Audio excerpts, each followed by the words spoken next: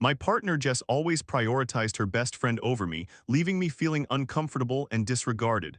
After 3 years, I confronted her about this dynamic. "You should be over this by now," she said. "Am I asking too much or just wanting respect?" I am a 25-year-old female. I will be using the name Clover. My partner is a 26-year-old female named Jess. We have been in a relationship for 3 years. Since the beginning, Jess has maintained a strange dynamic with her best friend Tay. I will go through some instances that have really been on my mind and that make me feel sad and unimportant. I apologize in advance because there is a lot to recount. From the start, Jess would cancel plans with me whenever Tay wanted to see her. I tried to be a supportive girlfriend, so I allowed it to happen. I realize now that it was foolish of me. One night, I was struggling and needed Jess, and while she came to see me, she left the next morning to be with Tay because Tay was feeling anxious. I felt cast aside. At a gathering, Tay grabbed my partner's hand and said, "I wonder if this will make Clover jealous." Tay would also use affectionate terms like "my love." I asked Jess to please talk to Tay about it, and she stated that it was just a friendship but promised to discuss it with Tay if it came up. It took 6 months for that to happen. I expressed to Jess how uncomfortable Tay made me feel, and I was reassured that it was only a friendship and that they were just being affectionate. After being in the relationship for over a year, Jess started university. Tay enrolled and took every single class alongside my partner. Odd, right? I worked a lot, so I appreciated texting my girlfriend to check in since we didn't get to see each other as frequently. They would disappear for hours and then later say, "Oh yeah, I was with Tay." I requested that they inform me when they would be seeing her because it made me anxious. Jess agreed. Jess also texted Tay every day after school. They were already seeing each other every day at school, so I questioned the need for constant communication. Jess said it was just about school. On International Boyfriend Day, I made a post about my girlfriend, of course. To my surprise, Tay also posted about Jess with a picture in which Jess was sitting on her lap. This pushed me over the edge. I told Jess that it made me very uncomfortable and that it seemed as though Tay viewed Jess as a partner and Jess was happily fulfilling that role. Jess simply stated it was strange but questioned how Tay could know she shouldn't make those posts. She didn't mean any harm and probably thought it was funny.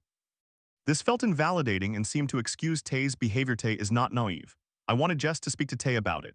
Jess only jokingly told Tay, "You aren't my girlfriend, silly," after Tay was upset that Jess didn't like her post.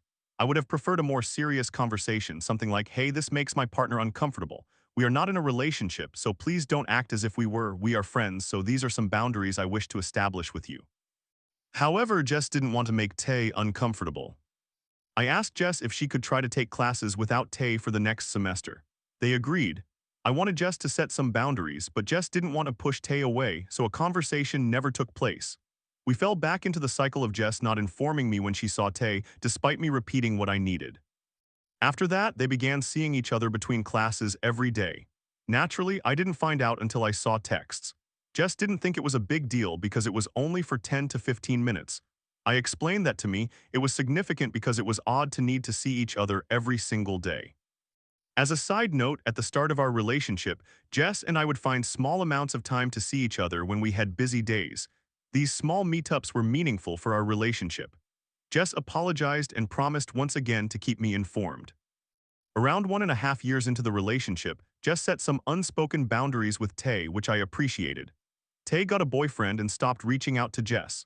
Whenever this situation arises, Jess feels she completely iced out Tay, which somewhat places the blame on me for Tay not being in contact with Jess as she used to be. At this point, Tay was preparing to move to a different city. Tay's mother told Jess that she needed to see Tay before she moved, even though it was Tay who hadn't reached out to Jess. I told my partner it wasn't her fault, but she disagreed and believed it was due to the boundaries. A month later, I traveled to Mexico for a week to scatter my grandmother's ashes. Jess and I stayed in contact. Jess mentioned one of her meetings with Tay, and I felt reassured knowing that my partner was maintaining contact even while we were apart. Later, the day before my grandmother's ceremony, Jess said that another friend, Kurt, was coming over to our house. I did not hear from Jess again until 2 a.m. when she mentioned, "Oh yeah, Tay came, sorry, I forgot to tell you." I honestly couldn't handle the situation. I stopped communicating with Jess for the remainder of the trip. Jess knew how awful I was feeling due to my grandmother, and she had ample opportunity to inform me that Tay would be there as well. This confirmed my inability to trust Jess concerning Tay. Despite their friendship, I felt emotionally betrayed. I questioned why I was being lied to and why Jess continued to protect Tay's feelings while disregarding mine. After I returned from the trip, Jess apologized, acknowledging that their behavior was indeed messed up and assured me it would not happen again. After over 2 years into the relationship, once Tay moved, we were in a good place. I no longer had to worry about secrets. However, I began to feel that if Jess genuinely cared about my feelings, she would have made changes while Tay was still in town, but it took Tay relocating and getting a boyfriend for anything to change. Tay visited a few times but did not actively reach out to Jess and would see other friends. I told Jess that this was inconsiderate behavior, but Jess disagreed. Now I cannot shake off the resentment, and I continuously think about how terrible I felt during such a significant period of our relationship. For the past month, my emotions have been heightened because I am in a high-stress situation while studying for the medical college admission test and working and volunteering. During this time, we have been sharing a car, and I have asked Jess multiple times to inform me of the plans in advance so that I do not have to cancel my plans due to her needing the vehicle. Similar to the situation with Tay, there is a plan for a while and then it ceases, requiring me to keep reminding Jess that I need communication. I explained to Jess that this reminded me of the Tay situation and I am still hurt by it. She apologized and expressed a desire to change the past. I have been emotionally and physically distant. It is challenging for me to become close to Jess again. I know it is wrong for me to push her away, but I do not know how to overcome this feeling of betrayal. I do not want to keep pretending that everything is fine. Sometimes we have good days, but I find myself reverting to the same feelings. I have been more on edge than usual because Tay will be visiting for a while. For your information, it is Saturday today. On Monday, Tay showed up at Jess's workplace. Jess informed me afterward, but I spiraled into wondering if anything was said in my absence. I engaged in some toxic behavior and checked messages. Tay checked Jess's location before coming to see her. This relieved me as it indicated that it was not premeditated, but it still felt uncomfortable. Jess mentioned that they would be hanging out with Tay on Wednesday. At this point, I felt emotionally disengaged. Jess attended a coworker's birthday party at Kurt's house last night. She invited me to join, but I couldn't bring myself to socialize, so I remained home. Alone, I overthought the situation, and once again, I acted toxic by checking texts on the iPad. It turned out Tay was invited, yet I was not informed. After Jess returned home, I asked whether Tay was present and why I was invited to join if Tay was there without me being told. Jess said she knew I would not go and didn't believe she needed to inform me, stating that we should be over this by now, even though we had discussed it a week ago. Jess believes I am just waiting for her to make a mistake, which frustrates her. Perhaps part of me is searching for the negative, but I have repeatedly requested to be kept informed, which I don't believe is unreasonable, and I keep being misled.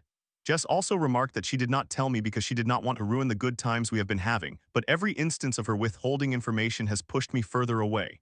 I want to trust her, but there have been so many occasions where that trust has been broken. I cannot simply return that trust without observing consistent changes. We concluded the conversation by seeking couples therapy. What do you think? What should I do? How can I make her understand that her actions have hurt me? Does Jess not care enough about my feelings? Am I asking too much? Someone please help me understand. Summary. I feel that my partner has prioritized her friend Tay since the beginning of our relationship 3 years ago. Jess has taken on a partner-like role in Tay's life, and I have made it clear that I need to be informed when they are together because Tay makes me uncomfortable. Communication occurs for a period, and then my partner continues to lie by omission. There are always excuses. The cycle only ceased when Tay moved to another city and got a boyfriend to fill that partner role. Yet, I still harbor resentment because boundaries were never established by Jess.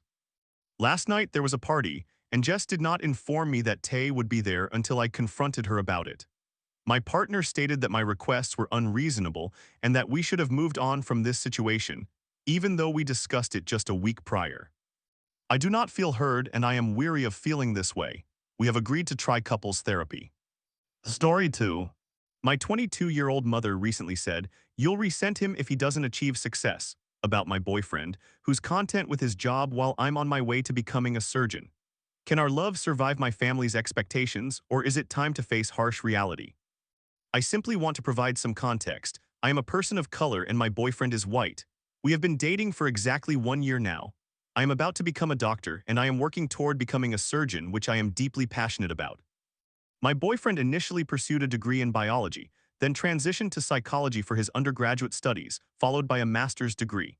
He abandoned his goal of becoming a clinical psychologist after being rejected from the PhD program 2 years in a row and has opted for a corporate position through a graduate scheme. He is satisfied with his job and his current lifestyle, and he is happy with the way things are. Our relationship has faced a struggle or two, but overall it has been very healthy and truly wonderful. He and I are opposites, but in a complementary way that works well. To put it simply, I am a very bubbly, energetic, and enthusiastic person, while he is the cool-tempered, calm, and laid-back type. I have met his family who all love me and I get along with them very well. They are wonderful people with a respectable background. Conversely, since I am a person of color and there is considerable stigma surrounding interracial dating, especially with someone not of my race, only my mother, brother, and friends know I am dating him. My father and extended family are unaware. Additionally, I live abroad, which has allowed me to somewhat conceal the relationship from them. The hard truth is that I come from a significantly different background than he does. My mother's entire family consists of a long line of highly successful lawyers, engineers, and doctors. I have relatives who have established global businesses, and essentially everyone has reached the pinnacle of their careers and is doing exceptionally well for themselves. My father is also a self-made man who has worked incredibly hard to achieve his current success, which he has attained solely through his dedication and ambition. I have been raised with gratitude for the family I have. Thus, in many ways, I want to carry on my family's legacy and success. Because of this difference, along with my family's significantly greater financial resources compared to his, our attitudes towards money, life, and our respective careers are quite different. While I am firmly committed to being a successful surgeon, even though that journey will take a significant amount of time, I have discussed my ambitions with him, and he appears quite satisfied with his current position. He does not seem to harbor further ambitions to essentially climb the career ladder. I have come to accept this mix of blissful ignorance and a recognition that not everyone's life goal is to strive for the top. Therefore, while it has been a difference, it has not posed a problem. My mother and brother are absolutely amazing. While they were understandably a bit skeptical when I first told them about my relationship, I did not want to hide it because I wanted to approach it like an adult. They have both come to accept it, and my mother actually quite likes him. She enjoys buying him shirts and various gifts. She was thrilled when I informed her that he had applied to a PhD program and was eager to introduce him to my father and extended family once he was accepted. She stated that he is a wonderful person and that having good career potential would further facilitate his acceptance by my father, who is a protective, masculine figure regarding his daughter. However, when I shared the news that he was rejected from all the places he applied to for the second consecutive year, and that he has no further educational ambitions and is quite content in his current career, she seemed displeased. Initially, she did not mention breaking up or nagging me about it. However, over the last few months, it has become a recurring topic in our conversations whenever I am with her. Currently, I am on vacation with my family, and it has been a constant source of stress for me as she frequently brings it up. She believes that although he is a fantastic person, I will ultimately resent him in the future if he does not achieve some level of success and does not earn a substantial income. She expresses that he does not have to match my ambition, but he should possess some desire to improve his life and attain a better position than where he currently stands. She has started suggesting that I find a way to encourage him to pursue an MBA or some other form of further education that would aid his advancement in his corporate career. I have not broached this topic with him, as I am frankly afraid to do so. She has even proposed that I should end the relationship early rather than later when I may be more invested. She believes this would spare him from emotional pain. While she is not being harsh, she has effectively made me consider the thought that there may not be a genuine future for the relationship if circumstances remain unchanged. To provide context, my mother has been my biggest supporter in everything I pursue. Thus, I am taking her words to heart. I have consulted a couple of older friends with more life experience, and they have indicated that in certain respects my mother is right. However, they also believe that it is far too early to judge the relationship.